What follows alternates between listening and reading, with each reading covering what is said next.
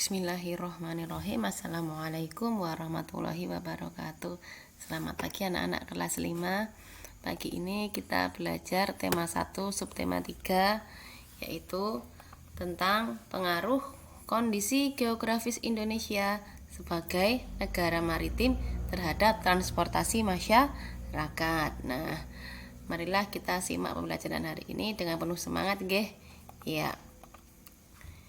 Nah, sekarang apa ya yang dimaksud dengan negara maritim? Nah, negara maritim itu apa? Nah, negara maritim adalah negara yang berada dalam kawasan laut yang luas. Nah, dalam peta Indonesia, nah kemarin kan pernah guru tunjukkan peta Indonesia beserta pulau-pulaunya, nggih. Nah, laut itu dalam peta ditandai dengan yang warna biru. Nah, kalau wilayah Indonesia ini dari sini itu ada garisnya kan ini, nih. Nah, berarti lautnya Indonesia itu yang di sini nih, di dalam sini nih. Ini merupakan wilayah lautan Indonesia. Nih, yang biru-biru ini. Kemudian Indonesia memiliki sekitar 17.500 pulau. Nah, kalau laut yang warna biru-biru ini, kalau pulau yang bentuknya punya warnanya macam-macam ini nih. Kemarin ada Pulau Sumatera, ini Kalimantan, ada Jawa, yang ini Sulawesi, kemudian ini Papua. Ini adalah pulau yang besar. Nah, kalau 17.500 pulau ini kan sangat banyak sekali ya. Nah, itu termasuk pulau-pulau yang kecil ini. Ada Bali, Nusa Tenggara, Flores, nah dan sebagainya. Ini banyak sekali, tidak bisa disebutkan satu-satu ini, karena memang Indonesia itu pulaunya juga banyak. 17.500 pulau, banyak sekali ya. Nah, ini merupakan salah satu kekayaan alam Indonesia yang sangat luar biasa. Nah, kemudian sekitar 62% luas wilayah Indonesia adalah laut dan perairan. Nah, jadi lebih dari setengahnya dari wilayah Indonesia ini adalah berupa laut atau perairan. Nah, jadi ini kita memang lautnya luas. Nah, dibandingkan dengan daratannya memang luas lautnya. Nah, kemudian nih, luas wilayah daratan sebesar 1,91 juta kilometer persegi. Nah, sedangkan luas wilayah perairannya mencapai 6,32 juta kilometer persegi. Nah, jadi sudah memang banyak perairannya, nggih. Nah, nih. Maka dari itu, karena Indonesia berada pada kawasan laut yang luas, negara Indonesia disebut sebagai negara maritim. Nah, selanjutnya, nah ini kemarin sudah pernah Bu Guru sampaikan peta kondisi geografis di Indonesia. Nah, ini misalkan karena Indonesia pulaunya banyak. Nih, ada dari Pulau Kalimantan, Pulau Jawa, dan seterusnya. Nah, kalau orang Jawa pengen pergi ke Kalimantan, nah kira-kira naik apa? Butuh alat transportasi apa? Nah, ada orang Sumatera pengen pergi ke Sulawesi. Nah, memakai alat transportasi apa? Nah, ini yang akan kita bahas pada materi hari ini. Nah, ini. Mari kita pahami apa wilayah Indonesia yang luas berupa kepulauan dan disatukan oleh laut sangat mempengaruhi kondisi transportasi yang ada.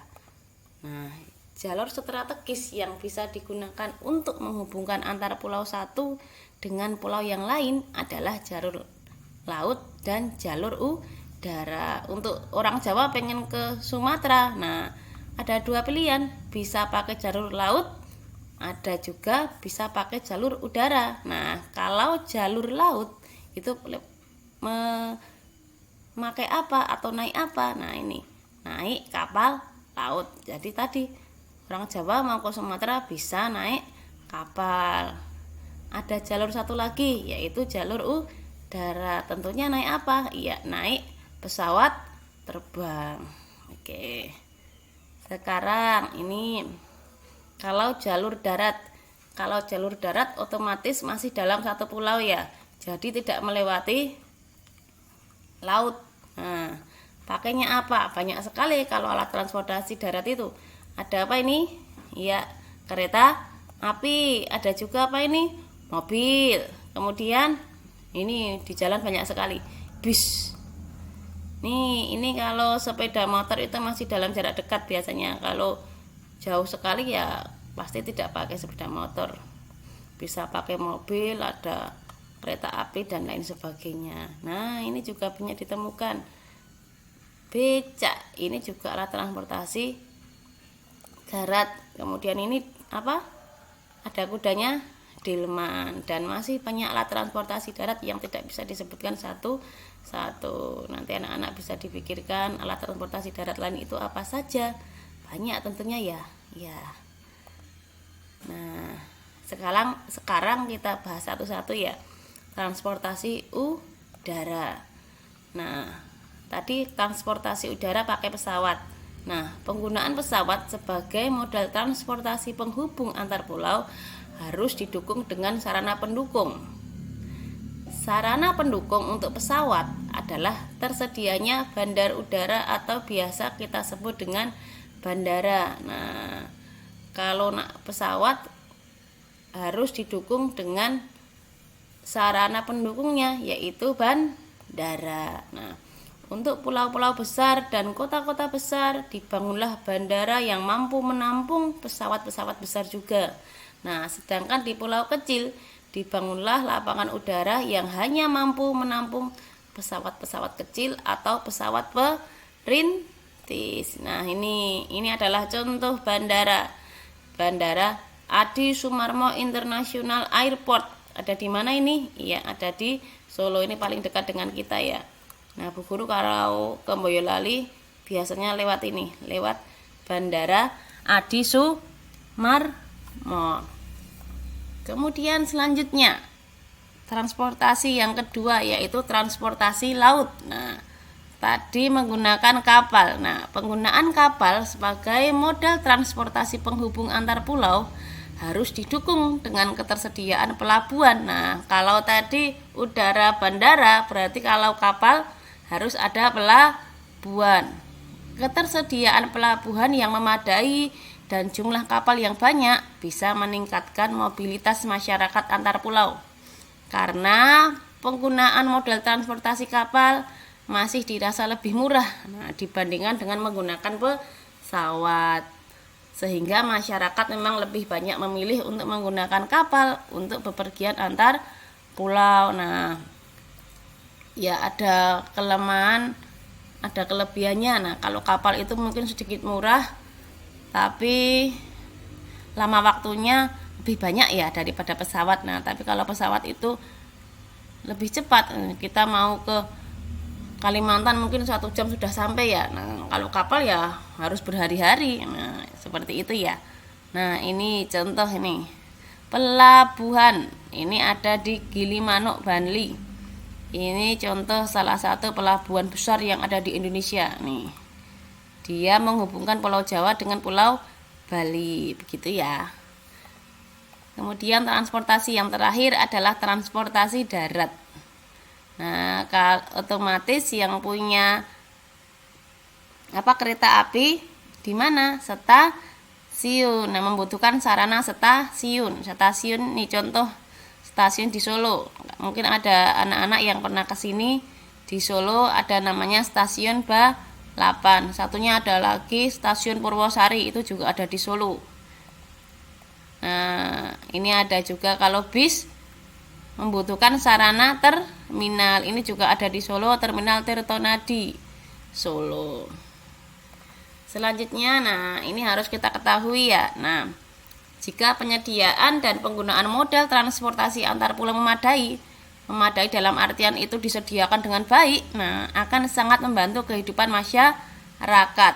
Mengingat luas wilayah Indonesia yang sangat luas dan berupa kepulauan, sehingga mempengaruhi pemerataan program pembangunan dan hasilnya, sehingga kemajuan tidak hanya berpusat pada daerah tertentu saja. Jadi semua wilayah Indonesia apabila sarana transportasinya memadai, semuanya bisa maju semua. Nah, ini adalah beberapa dampak negatif Indonesia sebagai negara kepulauan atau maritim. Nah, Indonesia juga ada dampak negatifnya. Sebagai negara maritim tentu memberikan efek negatif juga. Contohnya apa negatifnya? Nah, negatif itu yang kurang baik ya. Nah, ini ada daerah yang sangat maju, namun ada daerah yang masih sangat tertinggal. Nah, ini mungkin kalau di Jakarta dengan di wilayah kita Ngerajekan otomatis maju mana? Ya otomatis maju Ngerajekan. Maju mana? Maju Jakarta, karena di sana sarana apapun tersedia dan dapat didapatkan dengan sangat mudah. Nah, beda kalau di sini mungkin mau ke kota juga sedikit lebih jauh. Nah, beda lagi Ngerajekan dengan wilayah Papua sana. Nah, Papua sana kan wilayahnya sangat luas. Jadi dan sarananya pun belum tersedia dengan baik. Nah, otomatis kita dengan wilayah di Papua otomatis tingkat kemajuannya juga berbeda. Nah, harga barangnya pun juga berbeda. Harga barang kebutuhan di satu pulau berbeda dengan harga kebutuhan di pulau lain. Nah, kalau tempe di sini satunya bisa 2.000, nah di Kalimantan beda. Mungkin satunya bisa sampai 20.000 atau 15.000, mungkin seperti itu. Nah, karena apa ya, ini tadi sarana transportasinya apakah sudah memadai atau belum?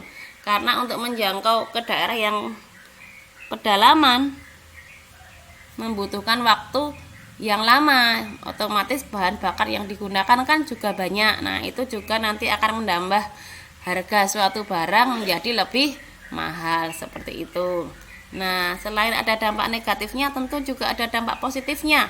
Apa dampak positifnya? Nah, ini dampak yang baik. Nah, khususnya bagi perkembangan alat transportasi adalah terpacunya bangsa Indonesia untuk membangun dan mengembangkan industri pesawat dan perkapalan. Nah, mungkin ini bagi Indonesia dengan adanya wilayahnya yang bentuknya kepulauan akan menjadi lebih terpacu. Nah, terpacu apa? Untuk lebih mengembangkan industri pesawat dan perkapalan. Jadi bisa menyediakan pesawat yang baik, kapal yang bagus, mungkin seperti itu. Itu adalah beberapa dari dampak positifnya. Selanjutnya, nanti anak-anak silahkan berlatih apa? Nah, ini anak-anak nanti silahkan mencari tahu nama bandara dan pelabuhan yang ada di Indonesia. Kemudian silahkan ditulis pada kolom berikut ini. Nah, nama provinsinya apa? Sebagai contoh tadi bandara, ada Bandara Adi Sumarmo. Tulis di sini Adi Sumarmo. Nah, nama provinsinya tentu apa? Kalau di Solo, nama provinsinya berarti Jawa Tengah. Nah, nanti silahkan dilanjutkan dengan pelabuhan. Pelabuhan tadi Bu Guru mencontohkan pelabuhan Gilimanuk. Ada di provinsi apa? Bali. Nah, nanti anak-anak silahkan dilanjut mencari 5 nama pelabuhan dan 5 nama bandara yang ada di Indonesia. Bisa dicari di buku atau bisa dicari di Google. Nah, boleh bebas, yang penting nanti ketemu ada bandara apa saja, ada pelabuhan apa saja, mungkin seperti itu. Ya, akhirnya pembelajaran kita pada hari ini selesai nggih. Jangan lupa anak-anak untuk selalu menjaga kesehatan dengan cara apa?